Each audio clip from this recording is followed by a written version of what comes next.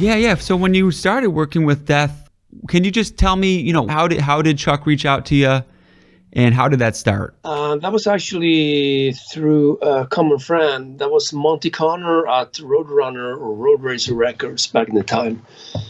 And, we were in that company for the first couple of albums, and he reached out to Monty and checked, hey, can you please check with Andy if he would be interested in doing something with us, And at that time, this was back in I guess, late 1992 when they talked to each other.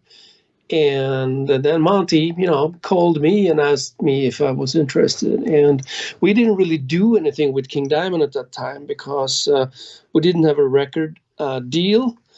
And we had some songs for the next album, but no record deal. So, we were just shopping around a bit. And I thought, sure, that'll be great to try it out, something very different.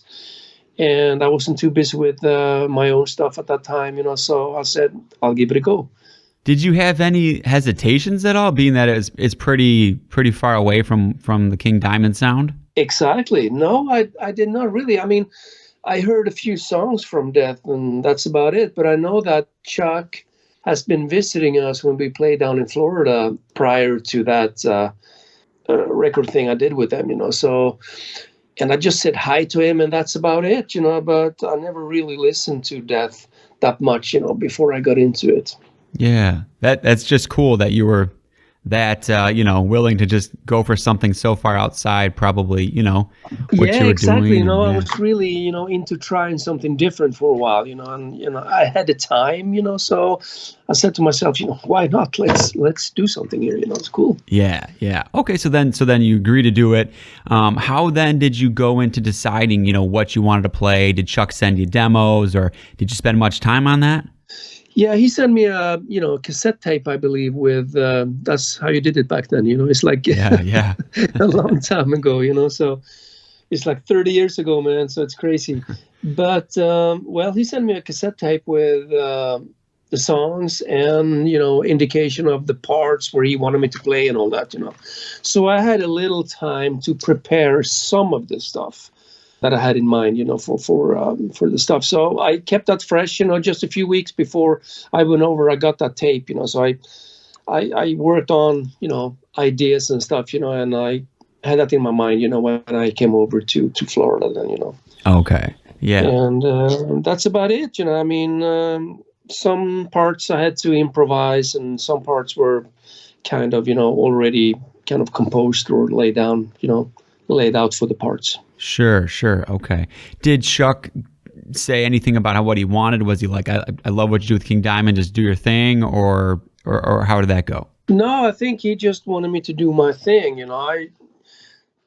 so he gave me like total freedom to do whatever, But there was like one song I remember, that I wasn't really happy with, and I guess they weren't super happy with it either. So they asked me, hey, maybe you could, do something a little different here on this little section here, So sure, okay, I'm open for everything. So let's work it out, something that you're happy with and something that I am happy with too, So that was just that little part, And they might have thought that this guy, man, he takes a long time in the studio now. But I was used to working like that with King Diamond. I did not have everything down before I went to the studio. Some parts were just improvisation in the studio, and I tried to be as efficient as possible, but I know that these guys were on a budget too, so yeah. So, but I think in the end, everything worked out fine. Yeah. And I think being in the studio doing that, it's a very creative process, opposed to playing live where you get one chance, and in studio you can like redo things and go back and change things, if you need to. Did you want to give your solos a different vibe than what you would normally do, or did you kind of just go by feel and what sounded right for the song? Because it sounded a little different than what you do on King Diamond sometimes, I guess, to my ears. Yeah, but that's of course, the style of Death is very, very different. Mm-hmm. So, you kind of adapt a little bit to that, but you still have to keep your own identity playing the solos, So, but I mean, that combination of like you have to adapt a little bit, and the style of Death just made it sound a little bit different, I believe. Yeah, that makes sense. One of my favorite ones is on Trapped in a Corner. I don't know, that's 30 years ago. I don't even know if that's if you remember the parts and stuff like that, but that's one where you and Chuck kind of in the song trade off, like he comes in after you and all that.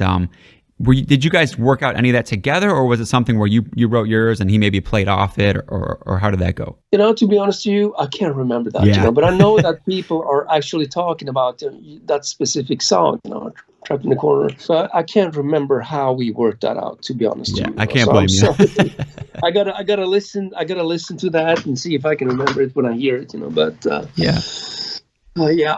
What did you think of Chuck's playing style overall? Because he was more of a songwriter, not so much a virtuoso or necessarily a shredder, but he definitely could pull his own. What was your impression of his playing? No, I thought it was good. For that style of music. I thought it was great. I mean, but of course, as you said, mainly he was a great rhythm guitarist and a songwriter. So that's his main thing, I believe. But I mean, I think he made good with his solos too on that album. Yeah. Did you guys keep in touch anymore after Death, after your time with that album? We sure did, I mean, whenever we played down in Florida, he came down and visited us, for sure, and he came down just a few days after he had like a surgery thing. And he was not very good, but it was great to see him. And, he called me every New Year's until, he passed away. Oh, wow. And said, hey, I hope everything is good, and blah, blah, blah, So no, that was really cool, and then, of course, the whole thing is very, very sad, Yeah. He's missed by the metal community.